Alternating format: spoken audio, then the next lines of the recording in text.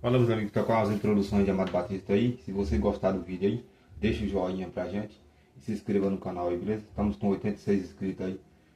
Nossa meta é chegar a 1K aí, beleza? Espero que você goste do vídeo. Se você gostar do vídeo, se inscreva no canal, beleza?